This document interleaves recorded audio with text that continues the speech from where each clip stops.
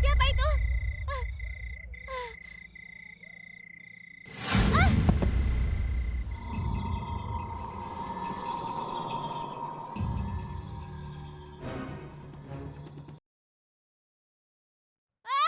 Tolong aku, Bu! Ayah! Widya! Widya! Widya, anakku! Tolong, selamatkan anakku. Tolong! Widya! Widya! Anakku! Tolong aku! Vidya Nair adalah seorang dokter. Dia dibesarkan di Alleppey, Kerala 2 tahun lalu. Seperti pada umumnya di keluarga India Selatan, dia tinggal di lingkungan Mumbai, Chembur. Vidya anak satu-satunya di keluarganya. Dia seorang dokter anak. Dia bekerja sebagai spesialis anak di sebuah rumah sakit. Dia menjalani hidup yang bahagia. Tapi lalu sesuatu terjadi saat Vidya sedang mendapat giliran malam. Kejadian itu merubah hidup Vidya selamanya. Kejadiannya setahun yang lalu, jam 8 malam. Saat suatu hari sepupunya Sri datang untuk menemui Vidya di rumah sakit.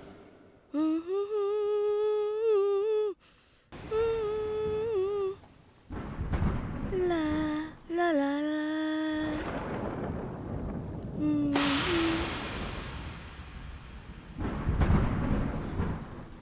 Ada apa dengan lampunya?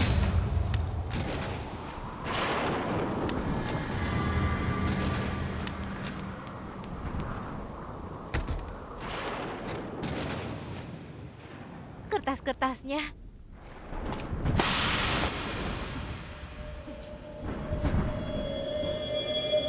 Bau apa ini?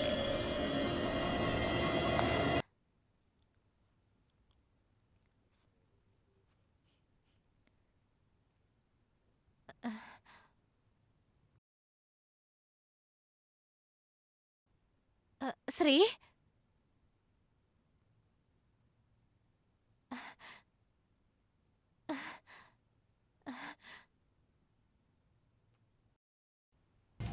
Sri? Apa yang sedang kau lakukan malam-malam begini? Vidya, aku bisa menemuimu dimanapun dan kapanpun sebelum aku menempuh perjalanan panjang ini. Aku ingin mengucap selamat tinggal. Tapi kau, Sri...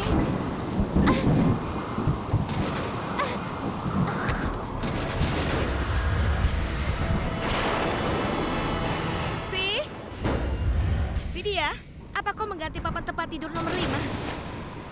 Iya.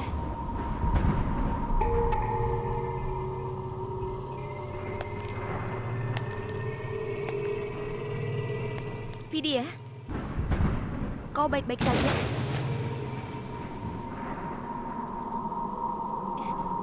Iya, hanya saja jendelanya terbuka tadi. Dan kertas-kertasnya berterbangan. Kau yakin? Iya.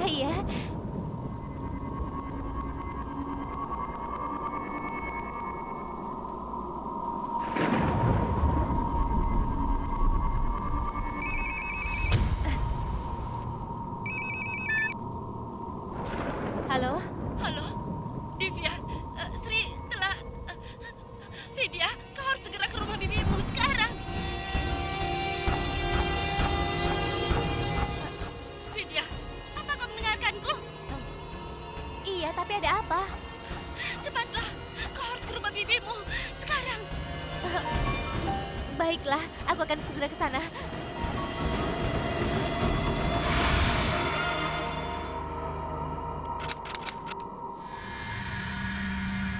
Sri, apa yang kau lakukan, Sri?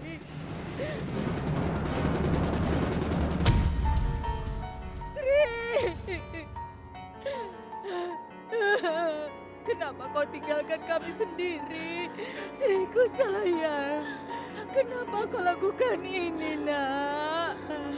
Tenanglah, Nak. Sri.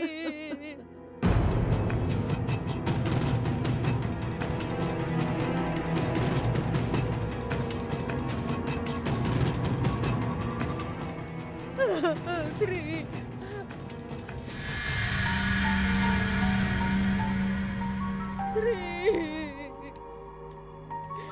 Kenapa kau lakukan ini? Sriku sayang. Ibu, bagaimana Sri... tapi bagaimana ini bisa terjadi? 2 jam lalu, dia melompat dari teras gedung.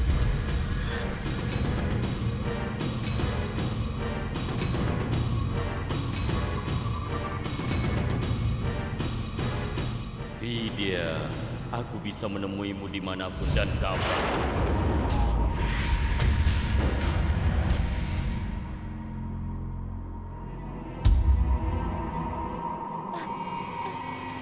Kenapa kau datang kemari? Kau tidak pernah membiarkan putraku dalam damai. Untuk apa kau kemari? Apa kau kemari untuk memperoleh kematiannya? Hah? Tapi apa yang kulakukan? Aku tidak melakukan apapun. Jangan pura-pura, aku tahu semuanya. Pergi dari sini, pergi, pergi dari sini, cepat pergi. Sudah, tenanglah. Bu, seharusnya kau tidak di sini.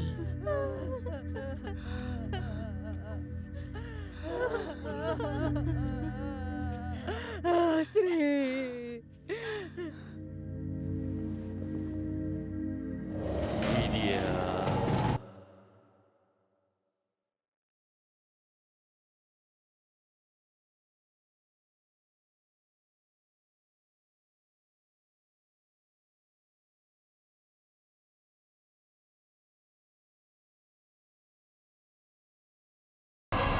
Sri adalah putra bibiku. Dia mencintaiku sejak masih anak-anak. Menurut adat masyarakat Ner, sepupu boleh menikahi sepupunya. Tapi menurutku aku lebih fokus pada studiku. Dan aku tidak sama sekali merasakan hal yang sama terhadapnya. Tapi bibiku selalu bilang padanya kalau sejak dia masih anak-anak dan bahwa suatu hari dia akan menikahiku. Tapi saat itu tidak terjadi. Sudah jelas dia menjadi patah hati. Lalu ibunya berhasil menikahkannya dengan gadis lain. Tapi dia merasa tidak bahagia dengan pernikahan itu. Lalu keadaan bertambah buruk saat istrinya berselingkuh dan Sri tidak bisa menerima ini. Dan pada akhirnya dia memutuskan untuk bunuh diri.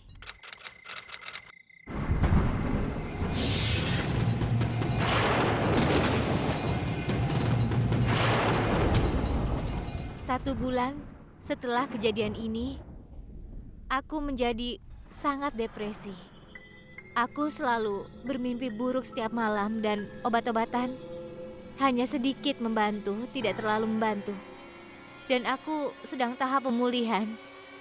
Tapi saat aku berpikir kalau penderitaanku mulai berakhir, justru itulah awalnya.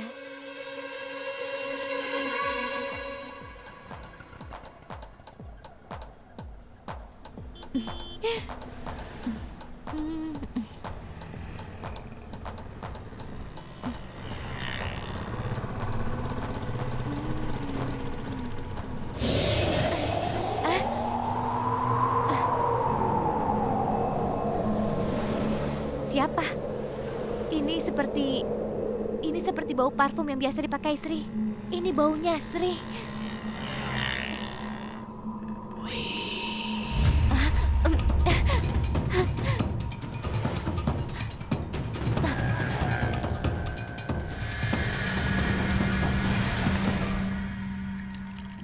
Nites, Ya, kau bukan pegawai lepas lagi ya? Ayolah, percaya diri saja. ya, tapi tidak sekarang. Tidak sekarang. Apa kau serius? Kenapa kau bertingkah seperti itu? Tingkahmu seperti anak yang takut mau disuntik. Ayolah, kau harus menyatakan cintamu. Kau tahu? Itu obat terbaik di dunia.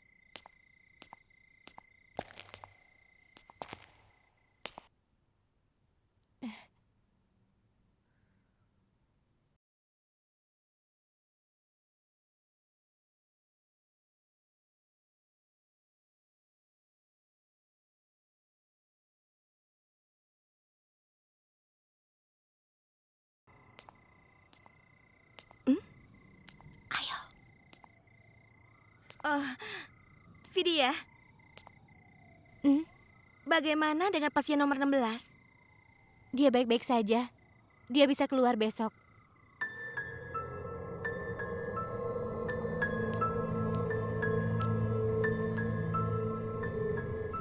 Setelah kematian sepupunya, Vidya menjadi sangat tertutup. Aku tidak tahu. Kau mungkin tahu alasannya.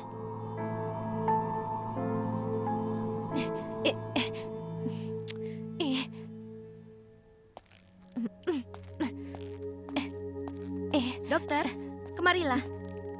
Vidya, biar aku bantu.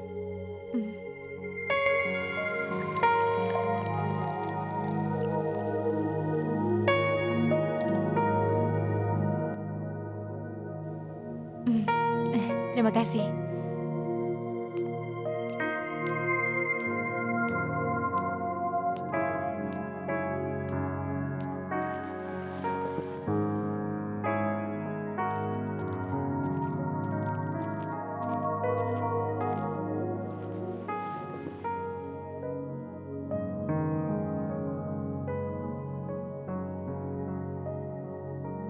Vidya, kau baik-baik saja?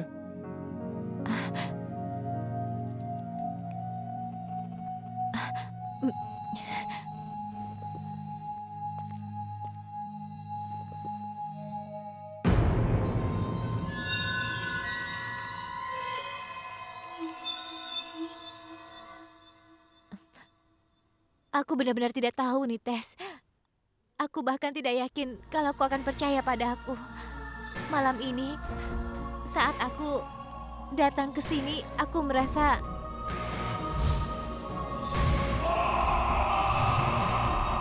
Vidya. Vidya, kau tahu benar kalau halusinasi adalah gejala umum kasus trauma. Mungkin karena kematian mendadak sepupumu. Jadi kau masih syok.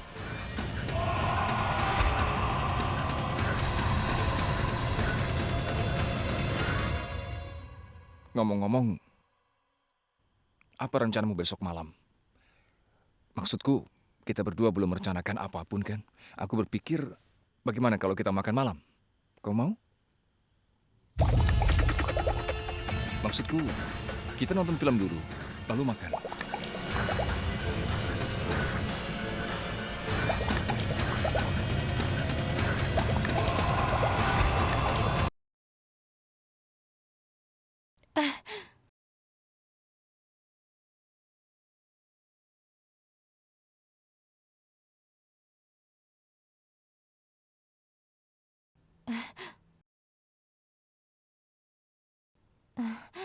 Kakak. Kakak. Aku duluan ya.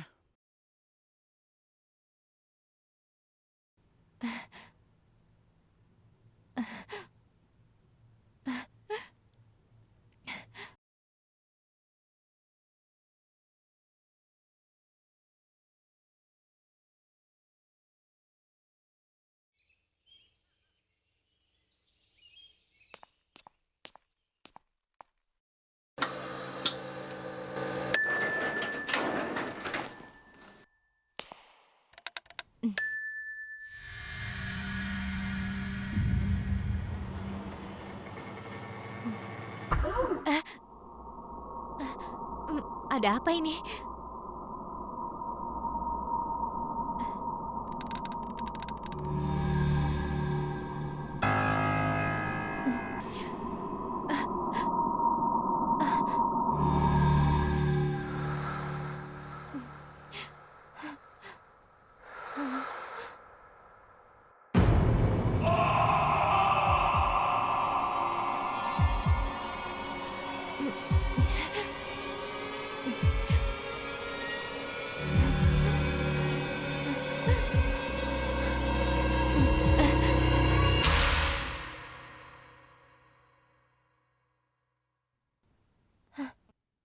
Vidya.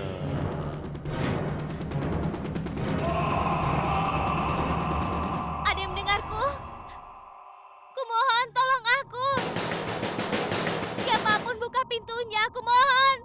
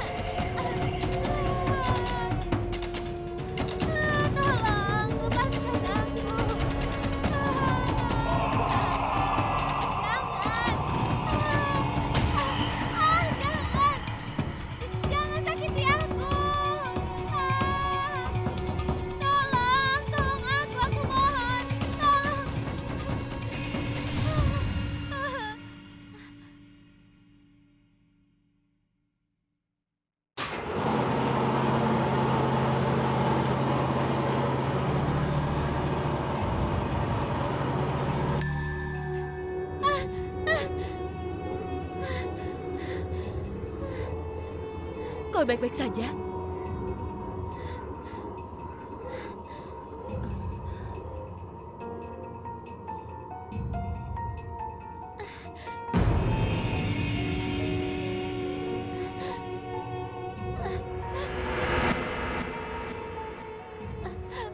Sejak hari itu aku sadar, sesuatu selalu mengikutiku kemanapun aku pergi. Meskipun tidak terlihat, dia pasti selalu menyertaiku. Aku bisa mencium bau parfum yang sama dimanapun aku berada. Itu pasti Sri. Dan karena aku dokter, kalau aku ceritakan ini pada siapapun pasti terdengar konyol. Karena alasan inilah, aku tidak pernah ceritakan. Aku berpikir untuk menceritakan hal ini pada ibuku.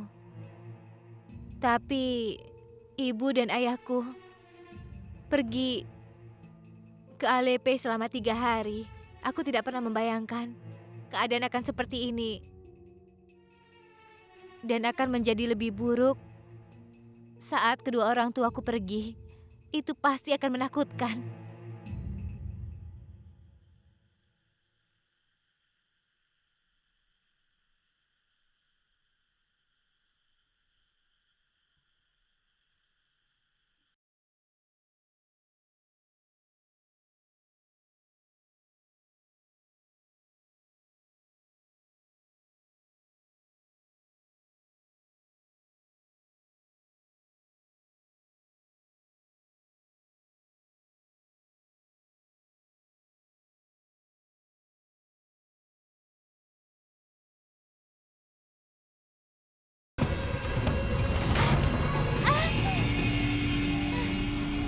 Lepaskan aku!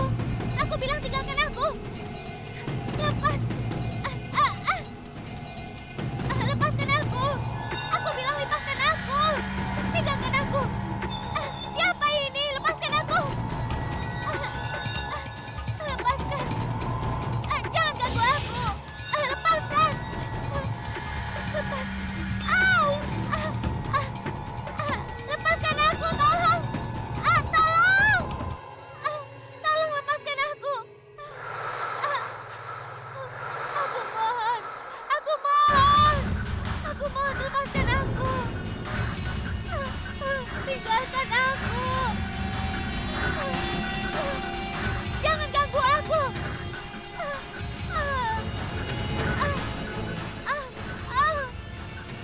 Aduh!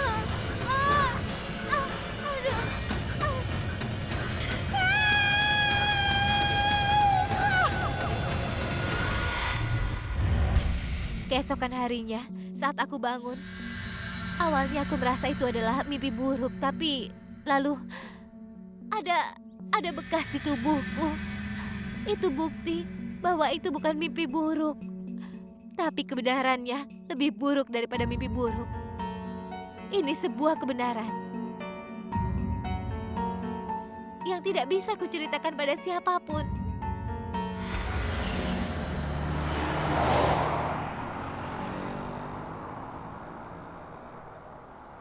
Aku ucapkan terima kasih karena kau sudah menjemputku. Jangan berterima kasih dulu. Maksudku, kita belum nonton filmnya. Lalu, kita makan malam di restoran Cina kesukaanmu.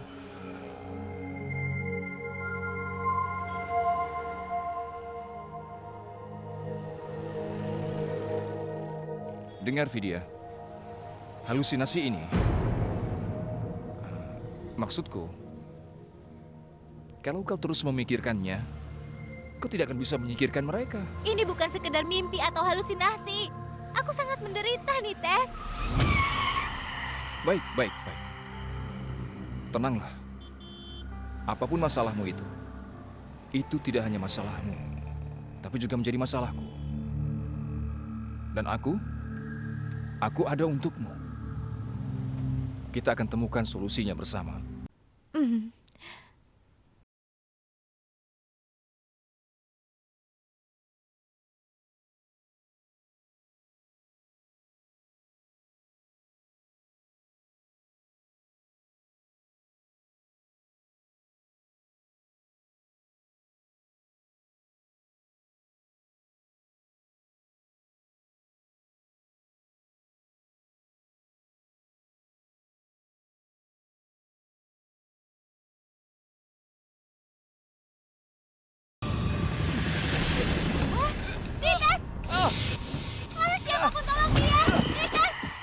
Apa ini?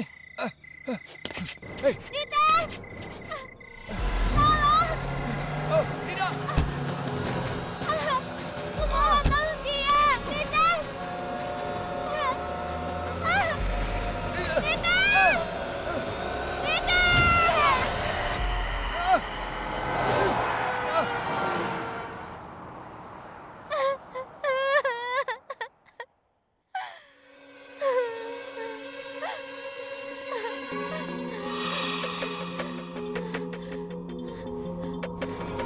Vidya.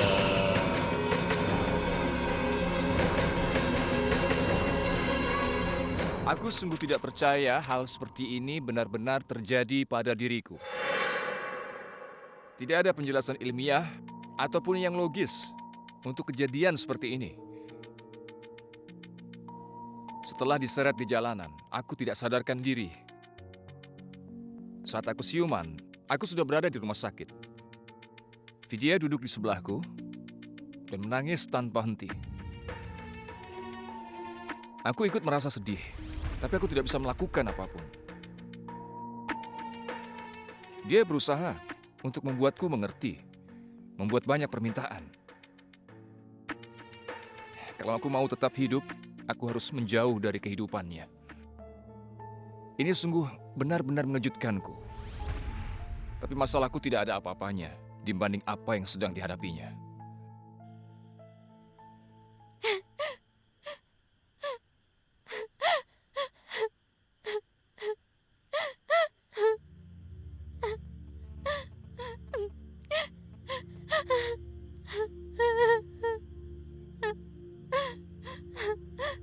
Vidya.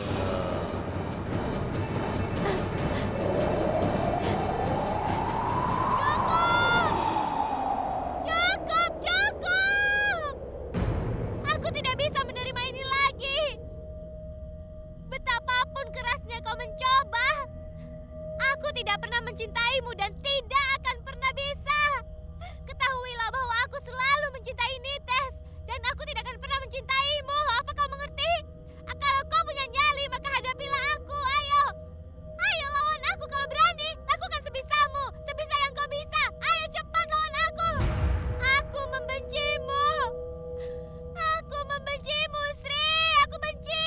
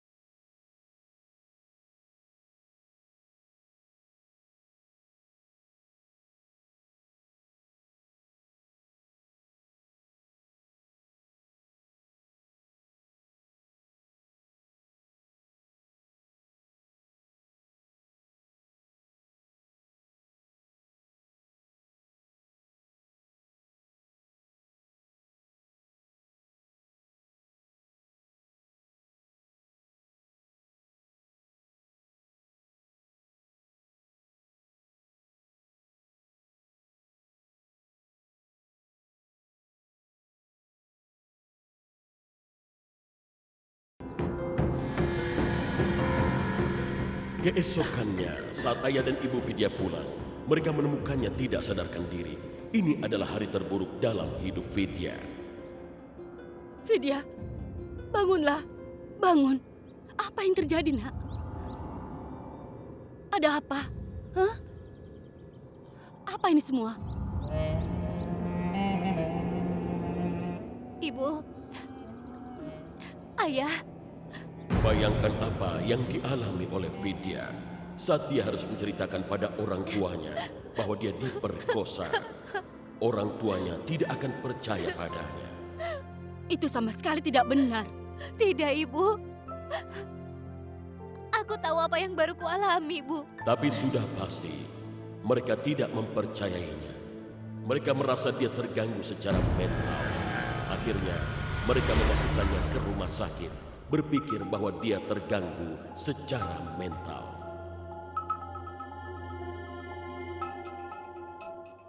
Vidya sendiri adalah dokter, dan dia tahu masalahnya berada di luar penjelasan medis. Tapi dokter yang dimintai konsultasi orang tua Vidya memberikan nama yang jelas terhadap penyakitnya, kelumpuhan tidur. Lalu saat hasil tes medisnya sudah keluar, hasilnya membuktikan bahwa Vidya benar diperkosa. Semua orang pun terkejut. Akan tetapi hanya Vidya yang tahu apa yang telah dialaminya. Vidya di bawah pengawasan ketat selama 3 hari. Saat periode ini, dokter mencoba berbagai macam perawatan. Lalu pada suatu hari, kebenaran yang selama ini ingin disampaikan Vidya akhirnya terbuka dan bisa dilihat semua orang.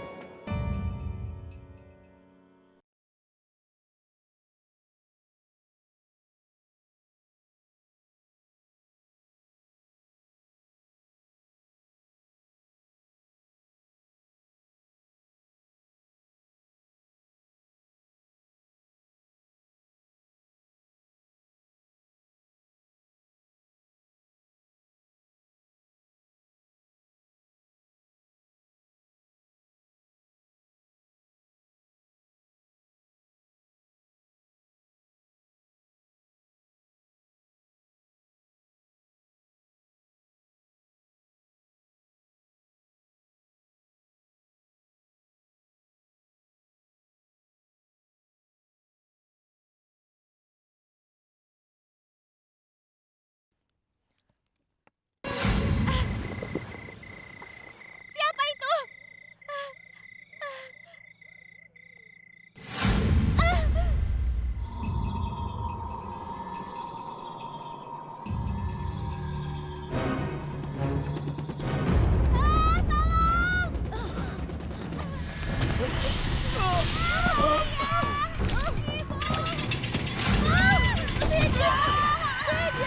Tolong putriku, selamatkan dia!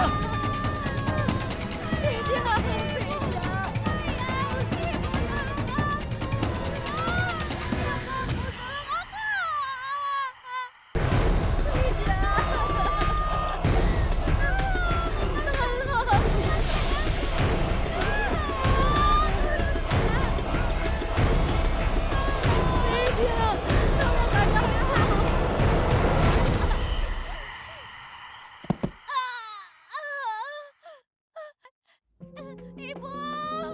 Vidya! Ibu, ayah! Ayah! Vidya! Tolong! Tolong! Vidya! Vidya! Ayah! Ibu! Ayah!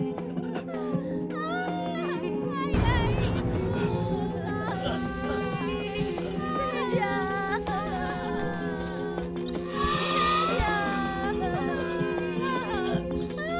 Tidak, tolong ibu. Ayah, Vidya, ayah, tolong, tolong. Tolong lepaskan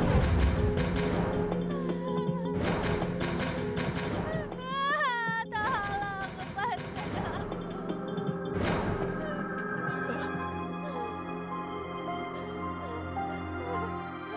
Para dokter menyerah, ibu dan ayah membawaku pulang.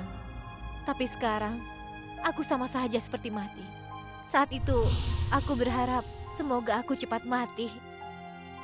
Dan terbebaskan dari siksaan ini.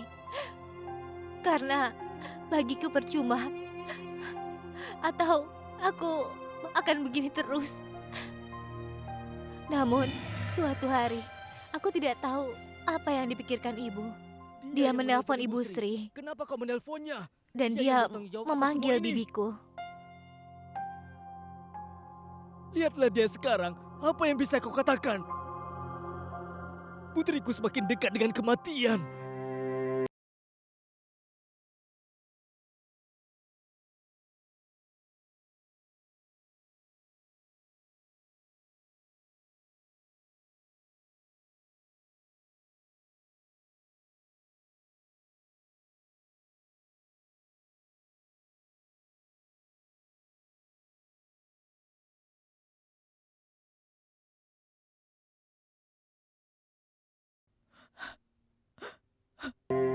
Vidya.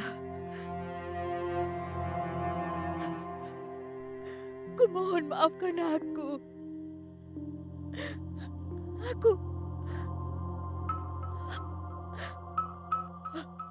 Aku melakukan ini demi Sri.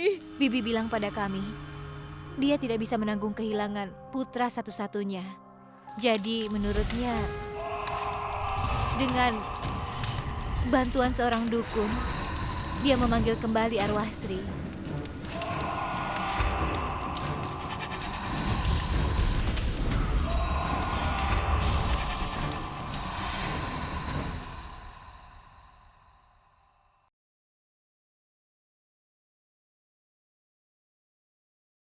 Setelah itu, ibu dan ayah membawaku kembali ke kampungku di Alepi.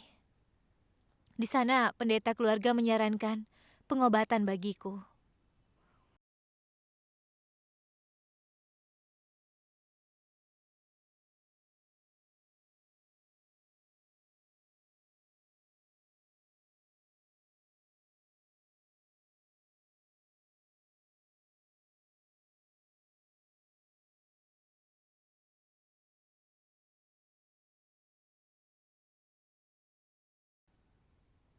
Setelah dirawat selama 9 bulan, ada peningkatan dalam kondisi mentalku sekarang. Tapi aku merasa kalau ini masih belum cukup dengan mempunyai kekuatan fisik dan mental untuk bisa kembali ke kota Mumbai. Nites masih terus menelponku. Aku sungguh berharap suatu hari nanti kami bisa hidup bersama. Pertanyaannya adalah apakah bisa arwah itu memperkosa manusia hidup? Apakah arwah bisa melakukan suatu hubungan intim dengan orang yang masih hidup? Kau mungkin akan terkejut mendengar jawabannya. Kejadian ini pernah terjadi dan terus terjadi saat arwah mempunyai hasrat yang belum terwujud, yang kadang-kadang juga disertai hasrat untuk membalas dendam. Arwah itu akan punya kekuatan yang seringkali juga kita dengar, bahwa orang-orang sering mengalami kekerasan fisik oleh makhluk tidak kasat mata. Arwah tidak kesulitan untuk menunjukkan diri mereka secara fisik, tapi ini tidak sering terjadi. Hal ini sangatlah jarang, dan ini bukan hal yang biasa. Kami hanya menemukan kasus seperti ini 3 kali, dan salah satunya sangat mirip dengan episode ini yang baru saja Anda lihat. Dalam kasus ini, seorang gadis menolak cinta dari seorang pria. Dan setelah itu, gadis itu jatuh cinta pada orang lain. Dan pria yang ditolak cintanya lalu bunuh diri. Setelah bunuh diri, dia mencoba 2 kali untuk memperkosanya. Tapi tidak berhasil. Dan dia berhasil memperkosa gadis itu dalam usahanya yang ketiga. Semua orang sangat terkejut mengetahui bahwa arwah bisa memperkosa gadis itu. Saat kita menghubungi arwah, arwah itu akan menerima panggilan, lalu bilang pada kita, dia merasa sakit hati dan dia tidak bisa menerima penolakan itu. Dia tidak terima kalau gadis itu jatuh cinta pada orang lain. Apa kejadian paranormal ini ada solusinya? Iya, hal yang harus dilakukan adalah memanggil seseorang yang bisa berhubungan dengan arwah itu dan yang bertanggung jawab atas semuanya. Kita harus tahu alasan perbuatan arwah itu sampai arwah itu bisa dibebaskan.